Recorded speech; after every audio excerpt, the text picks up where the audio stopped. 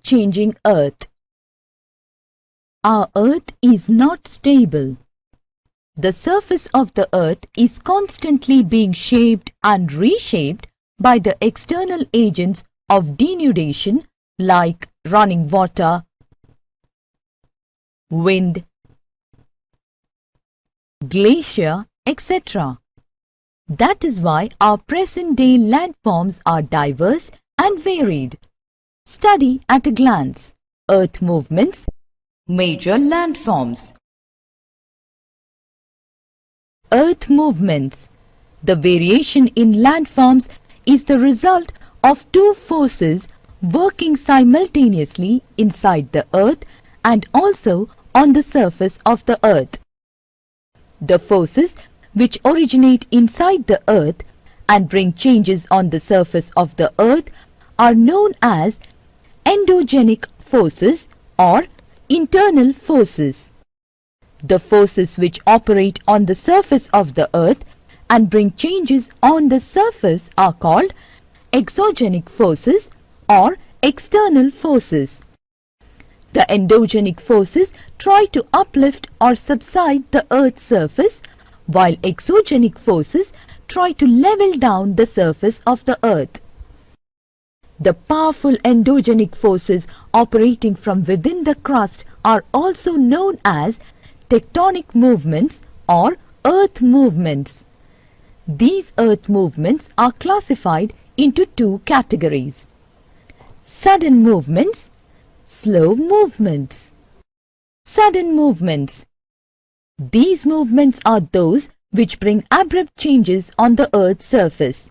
Earthquakes and volcanic eruptions are the examples of these movements. The changes are so sudden that a part of land may be fractured, river may change its course, and a new land feature may be formed due to lava eruption. Example: earthquakes. Slow movements. Some changes in the Earth's crust.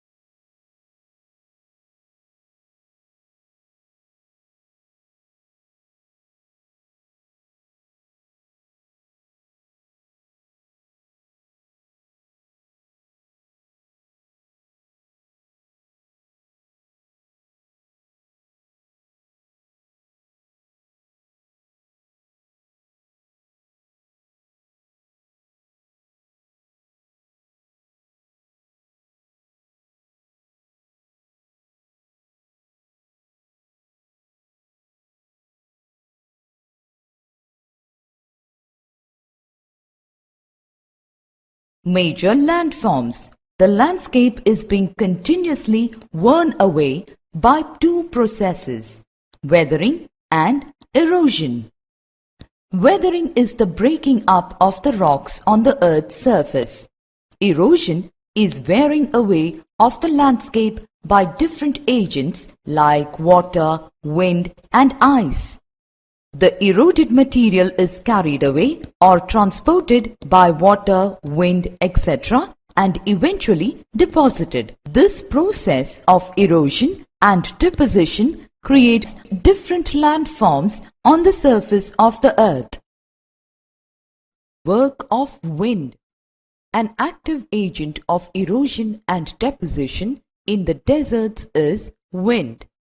In deserts, you can see rocks in the shape of a mushroom, commonly called mushroom rocks. Winds erode the lower section of the rock more than the upper part. Therefore, such rocks have narrower base and wider top. When the wind blows, it lifts and transports sand from one place to another. When it stops blowing, the sand falls and gets deposited in low hill-like structures. These are called sand dunes. When the grains of sand are very fine and light, the wind can carry it over very long distances. When such sand is deposited in large areas, it is called less. Large deposits of less is found in China. Work of ice. Glaciers are rivers of ice which too erode the landscape by bulldozing soil and stones to expose the solid rock below. Glaciers carve out deep hollows. As the ice melts, they get filled up with water and become beautiful lakes in the mountains. The material carried by the glacier, such as rocks, big and small, sand and silt, gets deposited. These deposits form glacial moraines. Work of a river. The running water in the river erodes the landscape. When the river tumbles at steep angle over very hard rocks or down a steep valley side, it forms a waterfall. As the river enters the plain, it twists and turns, forming large bends known as meanders. Due to continuous erosion and deposition along the sides of the meander, the ends of the meander loop come closer and closer, and in due course of time, it cuts off from the river and forms a cut-off lake, also called an oxbow lake. At times, the river overflows its banks, which leads to the flooding of the neighboring areas. As it floods, it deposits layers of fine soil and other materials called sediments along its banks, which leads to the formation of flat, fertile floodplain. The raised banks are called levees. As the river approaches the sea, the speed of the running water decreases and it breaks up into a number of streams called distributaries. The river becomes so slow that it begins to deposit its load. Each distributary forms its own mouth. The collection of sediments from all the mouths forms a delta. Work of sea waves. The erosion and deposition of the sea waves give rise to coastal landforms. Sea waves continuously strike at the rocks, cracks develop, and over the time they become larger and wider. Thus, hollow-like caves are formed on the rocks.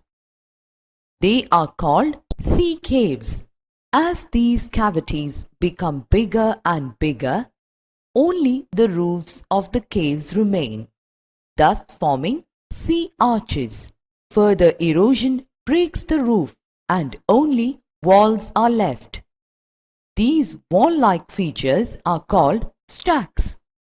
The steep rocky coast rising almost vertically above sea water is called sea cliff.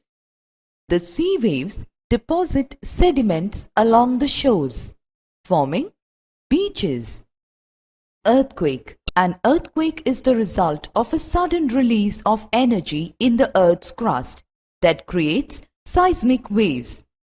The lithosphere is broken down into a number of plates known as lithospheric plates. When the lithospheric plates move, the surface of the earth vibrates, and these vibrations can travel all around the earth. These vibrations are called earthquakes. Earthquakes are recorded with a seismometer, also known as seismograph. The magnitude of earthquake is measured on the Richter scale. An earthquake of 6 is considered as very strong, and 7 is classified as a major earthquake. The place in the crust where the movement starts is called the focus, and the place on the surface above the focus is called epicenter. Vibrations travel outwards from the epicenter as waves. Greatest damage is usually closest to the epicenter, and the strength of the earthquake decreases away from the center. There are 3 types of earthquake waves: P waves or longitudinal waves, S waves or transverse waves, L waves or surface waves. Volcano. A volcano is a vent or an opening in the Earth's crust through which hot molten rock, ash and gases erupt suddenly. Volcanoes can also form where there is stretching and thinning of the Earth's crust. Summary. The variations in landform is the result of 2 forces working simultaneously inside and outside the Earth. The internal forces are called endogenic forces. The external forces are called exogenic forces. The endogenic forces are further classified into sudden movements and slow or secular movements.